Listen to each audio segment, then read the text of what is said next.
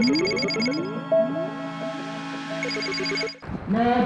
منادي، نادي يا منادي، ضد الحضارات، نادي يا منادي، نادي يا منادي. كاين يشتغل فيها المرحوم بالمسؤوليه ديالها خلال اصدار وذلك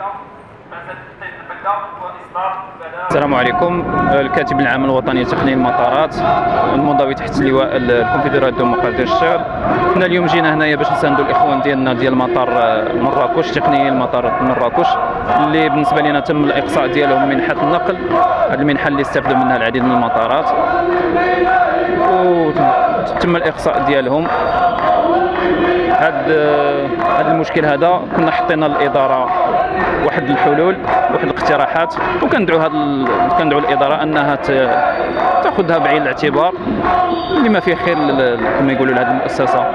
ثاني حاجه كان وقع واحد الحادث مأساوي مميت، واحد المرحوم ديالنا الاخ عزيز القيبه، ومن هذا المنبر كندعو المسؤولين والاداره انهم يسرعوا بالاجراءات لحفظ صحه وسلامه التقنيه المطارات اللي هما معرضين للاخطاء في اليوميه في تاديه المهام ديالهم. كذلك ندعو مدير مطار الرباط سالا انه يفتح حوار جاد ومسؤول مع مكتب الرباط ويحل معهم مشاكل، والمشاكل اللي يحلها بطريقه عمليه ماشي غير وعود.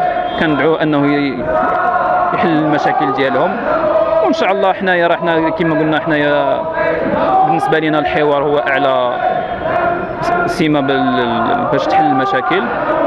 ديما حنايا في مكان الحوار راح مفتوحين للحوار.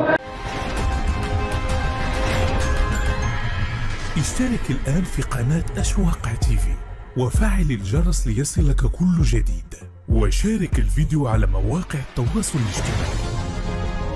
أشواق تيفي، جريدة إلكترونية وطنية شاملة ومستقلة.